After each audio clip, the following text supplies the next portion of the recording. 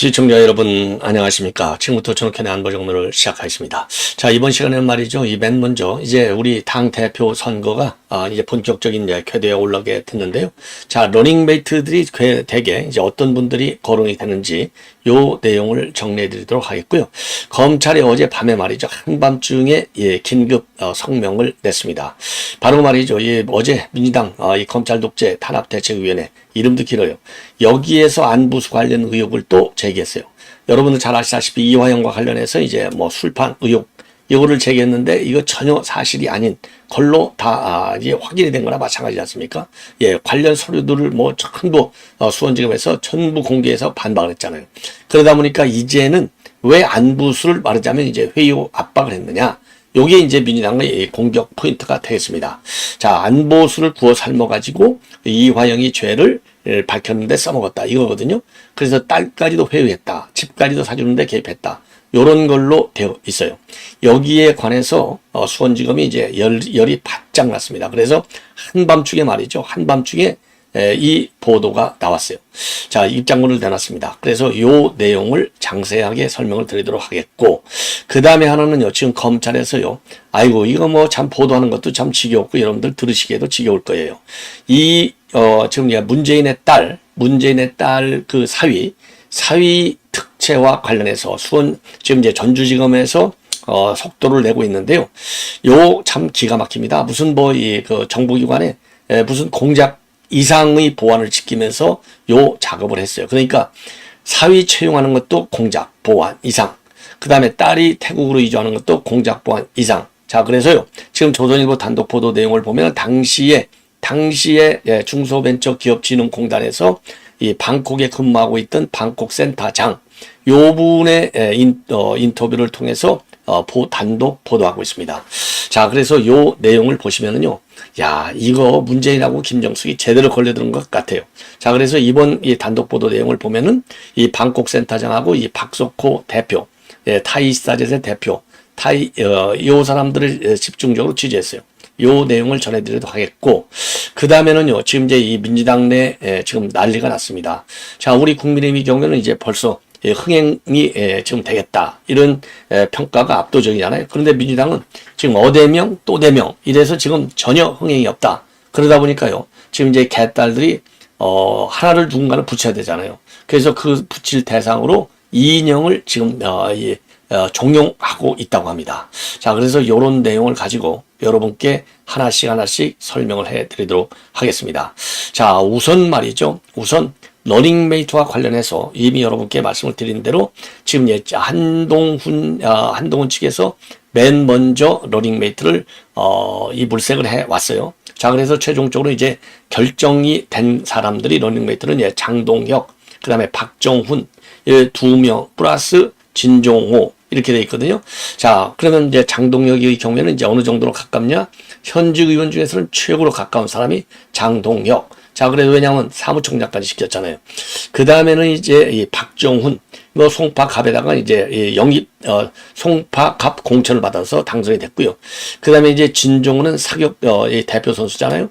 그러다 보니까 이것도 인재 영입으로 케이스로 들어와서 비례대표로 됐어요. 그러니까 이 정도로 이제 본인이 직접 픽업한 사람들, 한동훈 위원장이 직접 선정한 사람들을 갖다가 이 러닝메이트를 쓰고 있는데. 왜 이렇게 지금 한동훈의 경우에는 초기부터 러닝메이트를 쓰고 있느냐? 왜냐면은요, 지금 우리 당원 당규에 따르면은 선출직 5명의 최고위원 중에서 4명이 만약에 사표를 낼 경우에는 이거 최고위 지도체제가 이제 무너져요. 그래서 당 대표직도 내놔야 돼. 이미 우리가 이준석 케이스를 해서 다 봤지 않습니까? 그러니까 지금 친윤들이 이제 견제한다. 이건 뭐 다 알려진 거 아니에요? 그러니까 이제 새로운 한동훈 체제가 만약에 이 최고위원들의 반란에 의해서 무너지는 거, 이준석 같이, 이거는 막아야 되겠다. 그래서 처음서부터 맨 먼저 러닝메이트에 굉장히 역점을 두고 돌아왔어요. 자, 그래서 이제 사실상 장동혁과 진종호가 최종적으로 이제 확정이 됐다. 거기에 이제 박정훈도 들어가는 것이죠. 자, 이러다 보니까 이러한 한동훈의 이 러닝메이트 요걸 두고 나경원 의원이 직격탄을 날리고 있습니다. 자, 한동훈 측에서 자꾸 러닝메이트 얘기를 하는데 이거 여의도 사투리 같은 소리야. 이렇게 해서 정면으로 직격하고 나섰어요. 예. 자, 이런 가운데 그렇다고 본다면 이제 그러면 제일 뭐라고 그럴까요? 주목되는 부분이 그러면은 이제 이 친윤이라고 낙점이 찍힌 이 원희룡 쪽에서는 지금 누가 거론이 되고 있는지 이게 궁금할 거 아니에요. 친윤 쪽은 그러면 그래서 지금 친윤 쪽의 시나리오가 뭡니까? 1차적으로 한동훈을 견제해서 이 과반을 못되게 해갖고 결선 투표로 간다. 그래서 뒤집는다. 이게 이제 친윤계들의 시나리오를 그렇게 알려지고 있잖아요. 그리고 또 하나는 그게 여의치 않을 경우에는 최고위원을 친윤 인사를 갖다가 대대적으로 심어갖고 내부 반란을 일으켜서 지난번 이준석 모델로 뒤집는다. 이게 이제 친윤계의 시나리오가 아니겠습니까? 요렇게 지금 다 나와 있어요. 예. 자, 그러다 보니까 친윤계에서는요, 누구를 밀고 있느냐? 누구를 밀냐면은 지금 여러분들 잘 아시다시피 인요한, 그 다음에는 지금 이제 김민전, 또 인요한 의원의 경우에는 이번에 이제 비례대표로 들어갔는데 지난번에 혁신위원장을 할 때 상당히 좋은 평가를 받았어요. 자, 그리고 이제 김민전 지금 비례대표 의원인데 김민전의 경우에도 지금 이 당의 수석 대변인을 맡아서 지금 이 삼김 여사의 특검론을 비롯해서 그다음에 부정선거 문제 이런 등등 아주 민감 이슈에 관해서 아주 똘똘한 그런 논리로 지금 이제 초선답지 않게 투쟁력이 있다. 이런 평가를 받는 분이에요. 자, 그래서 이제 이 김민전 의원, 지금 비례의원의 경우에는요, 지금 인기가 상당합니다. 자, 그러다 보니까 친윤계에서는 인기 상종가인, 인요한, 의원, 그 다음에 김민전 두 비례대표를 러닝메이트로 지금 내가 강추하는 이런 분위기다. 요렇게 동아일보가 보도하고 있습니다. 자, 그래서 지금 나경원 의원의 경우에는요, 이 구시대적인 여의도 정치다. 이거야말로 이재명 대표의 러닝메이트로 추미애 정책 내 이름이 나오는 것을 봤는데 똑같은 것 아니냐. 자, 이렇게 입장을 내놓고 반박을 하고 있고, 원희룡의 경우에는요, 좋은 분들을 모시기 위해서 지금 내가 이 대화를 하고 협의를 하고 있는데 좀만 기다려 달라. 이렇게 지금 입장을 밝히고 있습니다. 자, 그리고요, 지금 이제 최고위 출마, 지금 예상자로서는요, 원외 모임인 성찰과 가오가 있는데, 성찰과 가오 소속으로 22대 총선에서 낙선한 박용찬 영등포을 당협위원장, 그 다음에 이제 이상규 성북을 당협위원장, 이런 분들이 지금 출마를 검토 중에 있다. 이렇게 보도가 되고 있고요. 박용찬 위원장의 경우에는 전당대회와 경선이 불행 시한이 돼서는 안 된다. 지금 계파 싸움에 매몰될 만큼 한가한 상황이냐. 요렇게 지금 알려지고 있습니다. 그리고요, 지금 청년 최고위원회는 지금 진종호 사격 선수, 이 진종호 비례대표를 갖다가 한동훈 쪽에서는 러닝메이트로 정했는데요. 그 다음에 이렇게 진종호 의원 말고 청년 최고위원으로 좀 뭐라고 그럴까요? 출마를 검토 중에 있는 사람으로서는요, 테니스 선수 출신인 체육계 미토 1호로 알려진 김은희 전 의원, 그리고 손주하 서울시 중구의원, 이런 분들도 청년 최고위원으로 출마를 선언했습니다. 이런 분들이. 자, 참고적으로요, 이 청년 최고위원은요, 나이가 제한이 있어요. 45세 미만.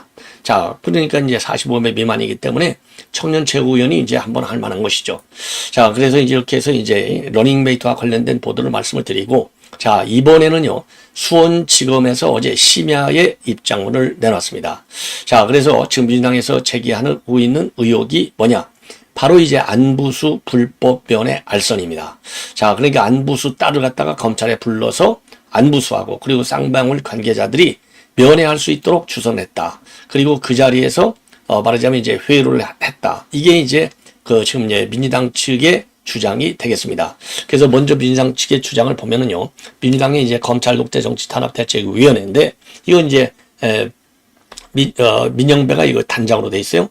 수원지검에서 이 안부수 딸이 자기 아버지를 만났고, 그리고 이제 부친 안부수하고 쌍방울충이 모여 있더라. 여기에 이제 안부수 딸이 가든 거예요.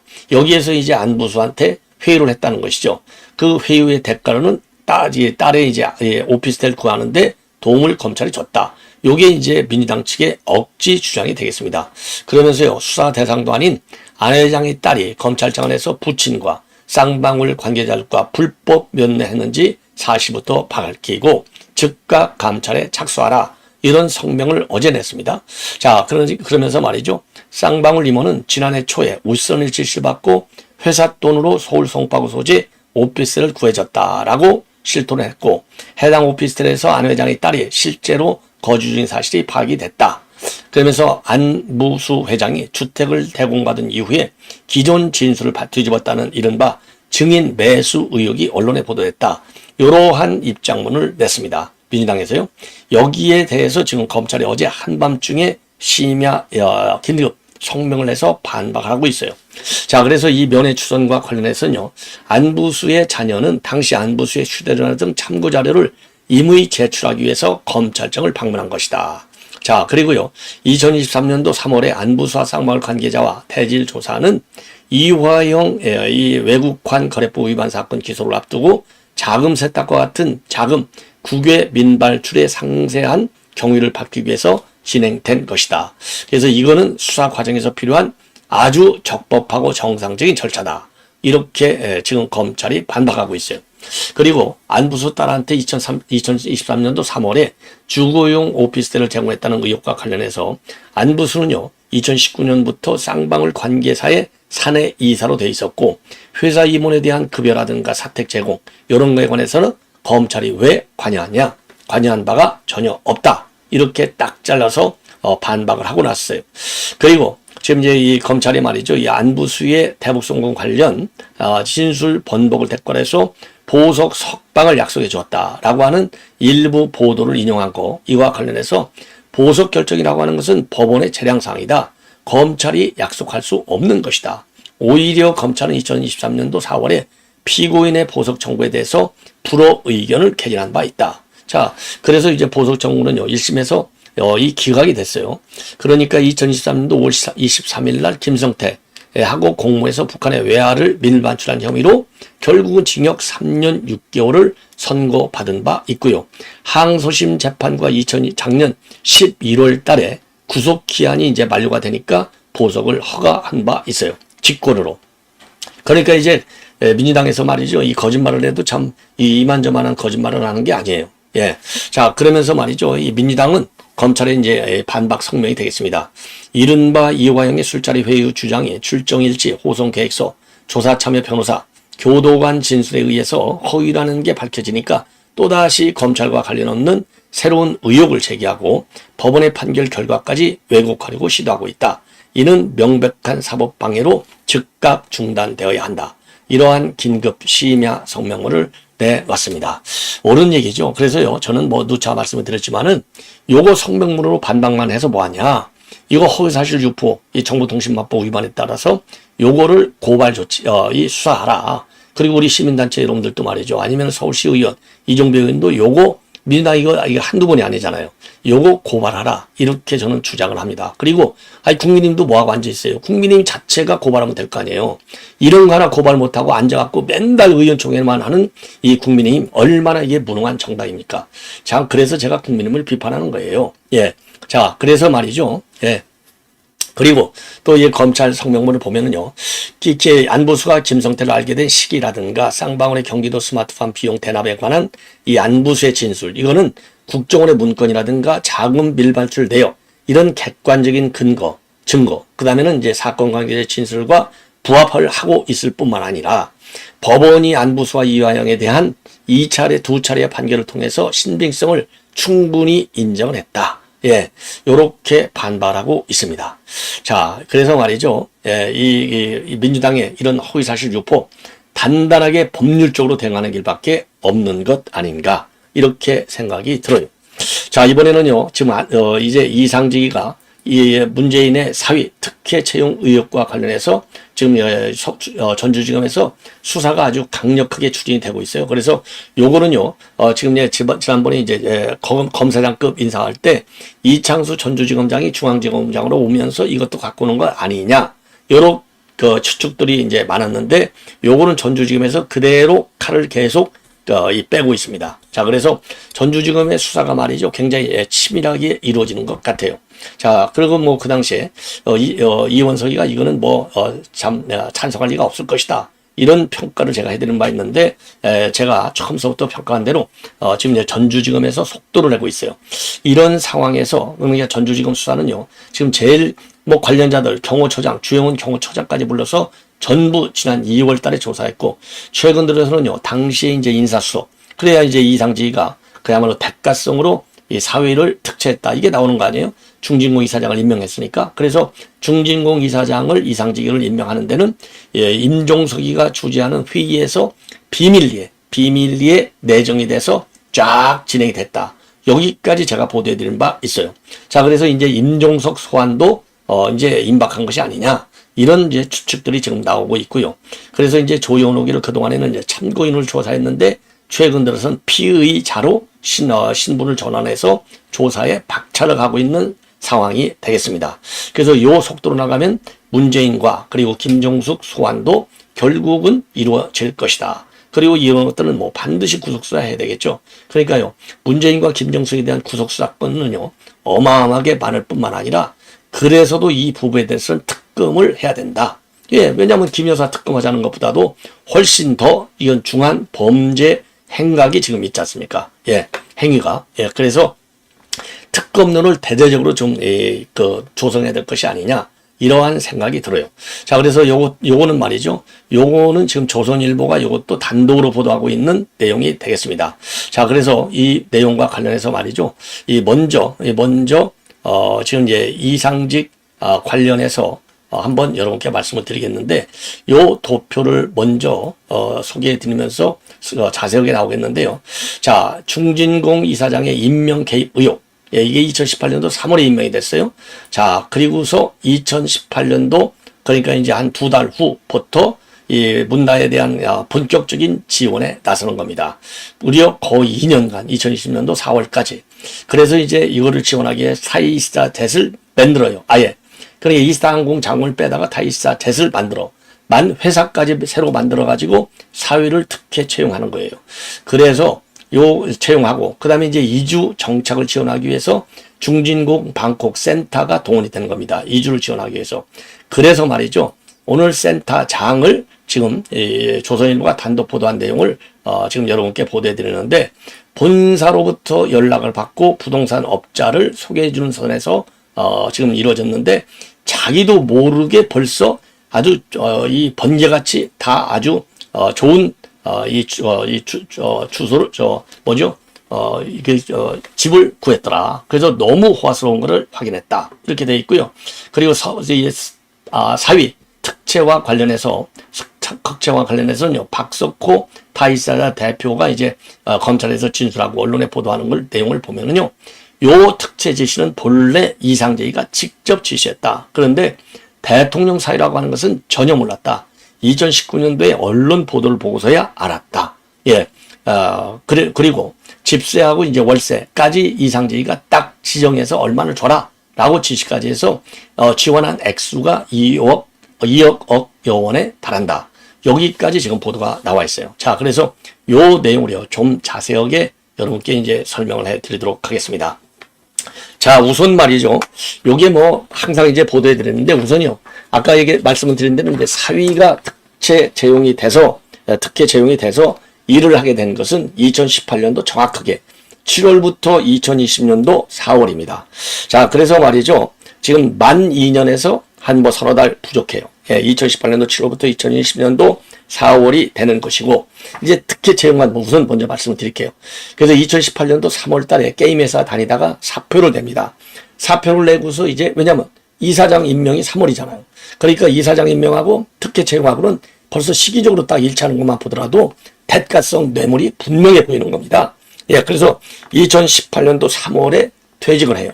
항공사하고 업무하고 전혀 없는데도 불구하고 타이 이스타젯 회사를, 왜냐면 이상재위가 아는 게 항공회사 항공밖에 없잖아요. 그러니까 이제 거기에 채용을 시키는 거예요. 그러니까 이사장 임명, 그 다음에 이 특혜 채용, 준비가 같이 들어가는 겁니다. 그리고 이제 4월 달에는 이제 이사를 해야 되니까 구기동 빌라를 자기 부인 문다한테 증여를 해요.